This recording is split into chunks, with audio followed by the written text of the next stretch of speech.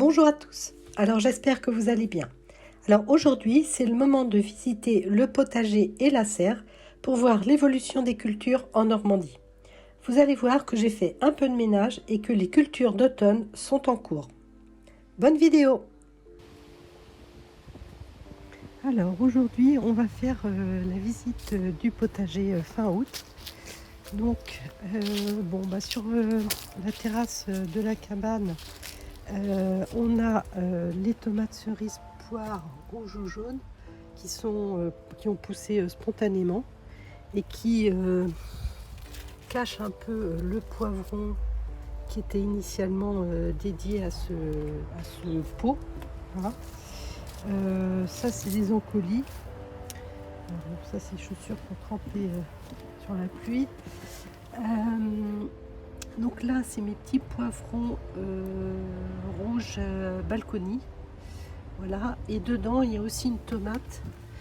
Là c'est une tomate cerise qui pousse toute seule aussi. Mes physalis commencent à faire des fleurs, donc ça c'est bien.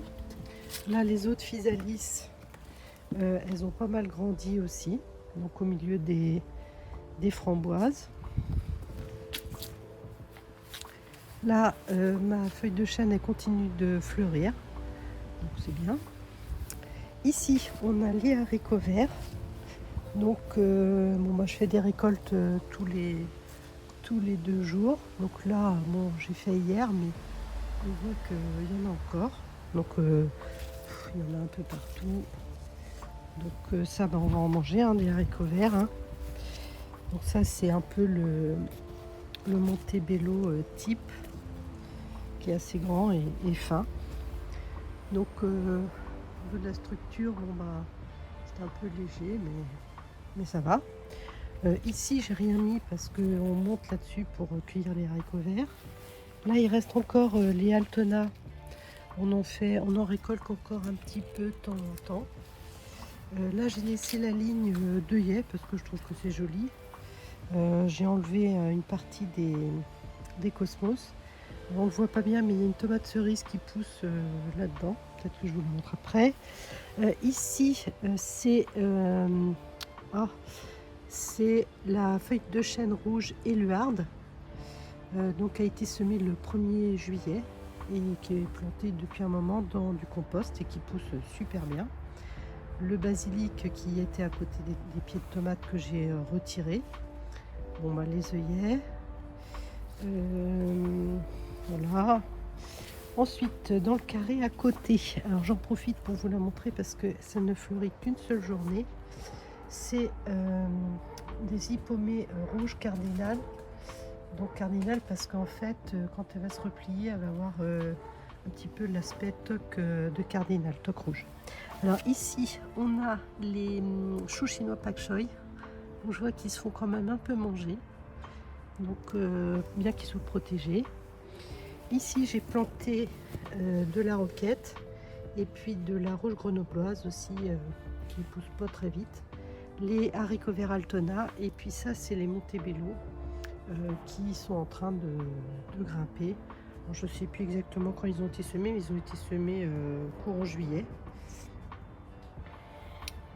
À côté ici on a un semis de radis chinois Red et Blue Moon Mix de chez Cocopelli. Donc là j'ai essayé de semer assez profond, donc j'ai fait 3 lignes. Mais par exemple ici je vois que rien ne lève, alors j'espère quand même que ça va lever. Donc la levée est assez éparse. Sinon qu'est-ce que je voulais vous dire? Ah oui, je voulais vous dire aussi, vous parler de ces cosmos là. Alors ces cosmos là, c'est des cosmos nains orange. Alors moi à la base orange ça me plaisait pas trop, j'aurais plutôt eu envie du rose. Mais en fait ils ont fleuri. Ce que je veux vous dire c'est que ça a fleuri tout l'été et tout le temps. J'ai tout le temps eu des fleurs comme les œillets, donc c'est une bonne alternative. Et donc quand je peux, là par exemple j'ai juste à faire ça pour récolter les graines. J'en ai déjà récolté plein, mais je pense que j'en ressemerai l'année prochaine, c'est pas mal quand même. Bon, ça c'est un poivron jaune carré d'Asti, donc il n'est pas encore devenu jaune. Il était caché par la tomate, donc ça l'a un peu contraint. Voilà, donc alors c'est ombré parce qu'il fait chaud en journée. Et donc là ce matin, en fait hier j'ai laissé les parasols. Oui, ici on a un artichaut.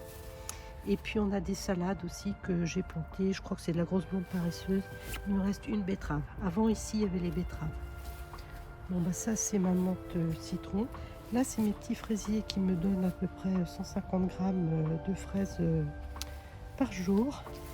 Avec les autres bien sûr. Ici on a mon petit bac dans lequel j'ai fait un semis de carottes.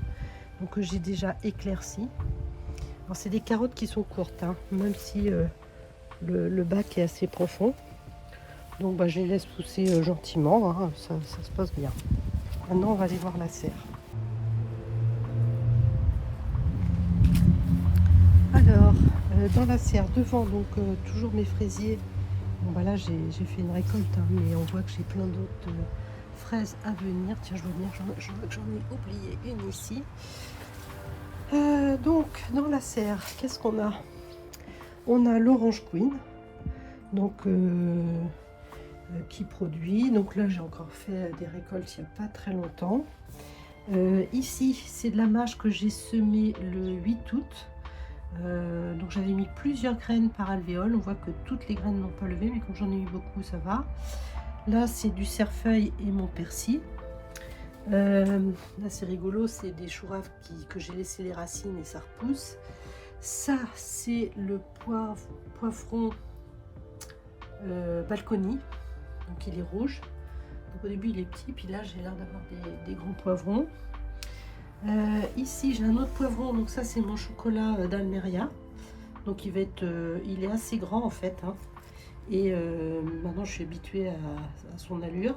Et il y en a un autre là qui est immense. Et comment dire, il va être plutôt chocolat, couleur chocolat. À côté il y a un pied de tomate qui a poussé tout seul, donc à feuilles de pomme de terre. Donc je pense que c'est peut-être la délice d'or. On verra bien. Je ne suis pas sûre. Mais bon, elle pousse bien. Là, le basilic citron. Ici,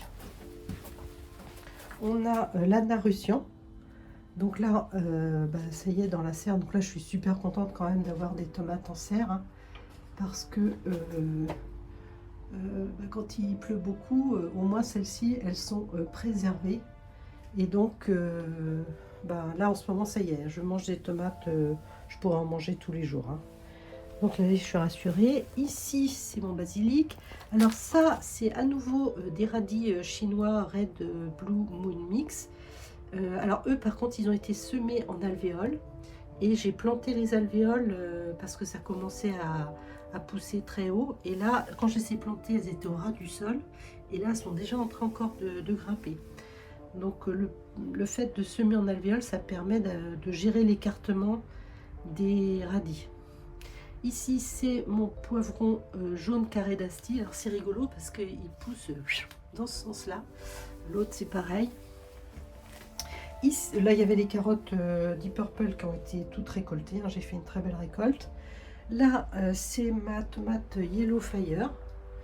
Donc, elle est belle, hein, mais je la referai pas. Hein. Elle est un peu dure et elle n'a pas de goût particulier. Elle n'est pas très intéressante au niveau gustatif, à part son côté esthétique. À côté, on a les betteraves que j'ai pas encore commencé à récolter. Mais là, ça y est, elles commencent. Bon, je les arrose régulièrement, hein. On va dire une fois tous les 3 jours. Ici, c'est la Liguria. Donc, qui a eu un petit problème de vent. Donc là, c'est cassé un peu. Mais bon, les tomates, quand même... pousse un peu, la tête est déjà coupée. Bon, elle se plaît pas trop dans ce coin là. Je sais pas si la proximité du pommier, parce que je sais qu'il y a une racine de pommier qui arrive juste en dessous. Ça c'est je me rappelle plus. Ah oui, c'est encore un semis de chou chinois pak choy, donc qui a été fait le 15 août. Et là, c'est de la roquette à côté. Parce que j'ai pas planté toute ma roquette. Ça, c'est mes tomates poires, non, prunes noires que je mets ici à mûrir. Donc là, j'en ai déjà enlevé quelques-unes qui étaient mûres. Hein. Je réussis à sauver une partie de ma récolte comme ça. Ça, c'est la Lithium Sunset. Donc là, j'ai déjà aussi fait des récoltes. Hein. Il y a encore plusieurs tomates à venir. Donc celle-là, c'est une incontournable pour moi. Hein. Elle est super bonne. Elle est assez productive. Bon, voilà, donc c'est plutôt de la grosse tomate. Au pied, on a les carottes. Alors les carottes, je ne sais pas si vous arrivez à voir, mais ça y est, elles sont très belles. Il y a une très très belle dans le fond là-bas. Voilà, c'est bon, on commence à faire des récoltes. Ici, c'est la Bisquia rossa, donc qui a été semée le 23 juin, alors qui n'est pas très grosse, hein, elle a passé l'été. Ça, c'est du cerfeuil, donc qui a été semé, je ne me rappelle plus, le 15 août. Donc là, j'aurai 2 zones de cerfeuil, donc cet hiver, je vais pouvoir me régaler. Basilic, et puis une autre tomate, donc ça, c'est la Black Iceberg. Donc celle-là, elle est très bonne, hein. Celle-là, je vais la garder. C'est une tomate un peu noire, hein, et je me rends compte que j'aime bien ces tomates-là. Donc, on note ici. Bon, après, je sais pas en kilos si j'en aurais eu énormément, mais bon, elle court encore par là. Donc voilà la serre vue à fin août. Alors, pour ce qui est le long du grillage, donc ça, c'est les haricots verts Montebello. Que des Montebello, hein, donc il n'y a pas de violet mélangé avec. Donc là, on fait pas du tout de récolte, je garde ça vraiment pour faire mes semences. Je sais pas si on va voir, mais voilà, donc ici on voit bien que les gousses, elles sont très grosses, mais c'est le but, hein. Donc il va y en avoir plein. Alors, au tout début, on a un petit peu récolté, mais c'est tout. Donc ici, j'ai retiré la tomate prune noire. Alors j'ai mis ça parce qu'en fait, les pommes, il y a des pommes qui tombent en permanence, hein, puisqu'on est sous le pommier. Donc je vous montre, enfin, je ne sais pas si vous voyez les pommes. Il y a des pommes partout. Donc c'est un peu l'inconvénient d'être sous un fruitier, c'est que ça tombe et ça peut abîmer vos cultures. Donc du coup, j'ai mis un tunnel en plastique. Et puis mes tomates, mais ça c'est des salades de merveille de 4 saisons qui ont été semées le 1er juillet. Donc voilà, elles sont là. Bon, j'ai laissé mon arrosage automatique, mais je m'en sers absolument pas. Parce qu'en fait il pleut quand même très régulièrement. Ça c'est du basilic. Alors ça, celui-là il était déjà en place, mais comme j'ai fait du nettoyage, j'ai repiqué des pieds de basilic et en fait ça marche bien si on laisse bien de la terre autour. Ça, vous avez 6 boulettes, il faudrait que je taille pour qu'elles repartent. Ici il n'y a rien, je verrai. Ici j'avais ressemé des courgettes directement en pleine terre. Donc là ça y est, ça commence. Je vais sans doute avoir ma première courgette. Alors c'est les vertes d'Alger. Donc là il y a 3 pieds de courgettes. Ici, il y a un gourmand de tomates que j'avais récupéré. Alors, je ne sais plus trop, peut-être la Lithium Sunset. Par contre, on voit bien que ce pied-là, il a attrapé le mildiou. L'autre à côté, un petit peu. Il faudrait que je retire celui-ci, en fait. Parce qu'il y a 2 pieds, 2 gourmands. Et là, j'ai une tomate, je ne sais pas si elle arrive en haut. À côté, on a les cornichons. Donc j'ai fait une récolte ce matin. Là il me reste quelques-uns que je récolterai demain. Donc il donne encore pas mal, hein, une quinzaine de cornichons par jour. Alors celui-là et l'autre, hein, que je vais vous montrer après. Donc il court le long du grillage. Là j'ai viré tout ce qu'il y avait, tomates, je sais plus. Et oui, et surtout j'ai enlevé la sauge et la marjolaine. Là il en reste un bout qui pousse à travers la branche, donc je vais le laisser parce qu'en fait ça me prenait beaucoup de place. Et je fais une récolte une fois par an, et donc je trouvais que c'était un peu bête de bloquer de la place pour ça. Donc du coup je l'ai divisé en deux. Là j'ai planté ici une partie de la sauge, l'autre je l'ai planté dans un carré surélevé, vous savez, les petits carrés de 80 par 80. Alors là c'est la courge spaghetti qui court. Donc ici on a une belle courge spaghetti, on en a une autre ici. Donc en fait elle est plantée dans ce petit coin de carré, et je me doutais qu'elle allait pourrir.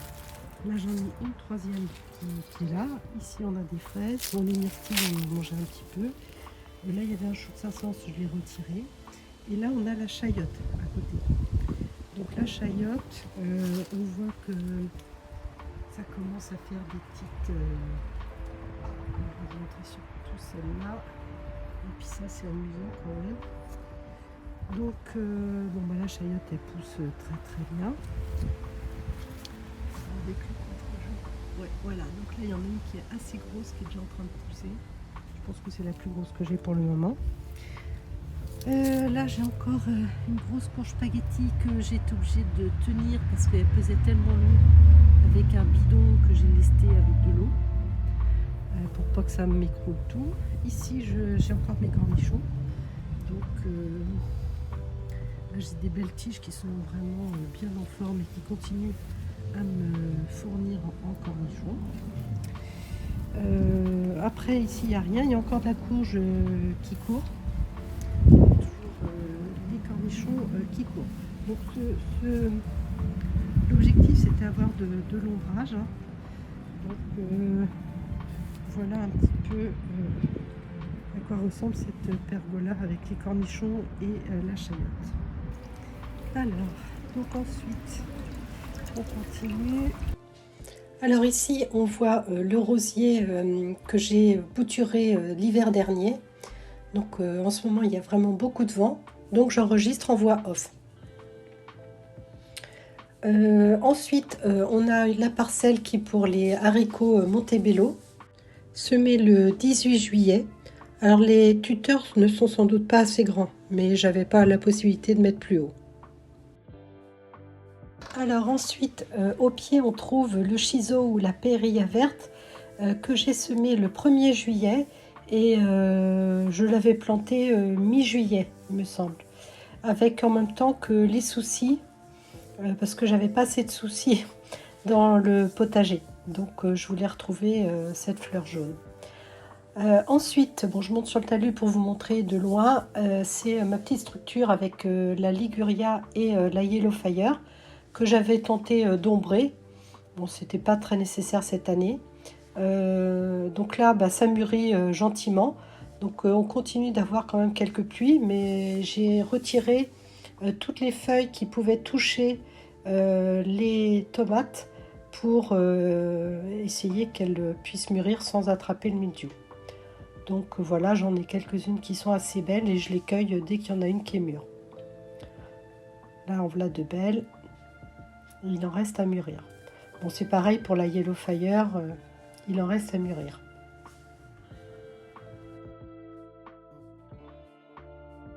Alors à côté on voit la dernière tige de quinoa parce que je l'ai coupée, hein, je l'ai mis à sécher.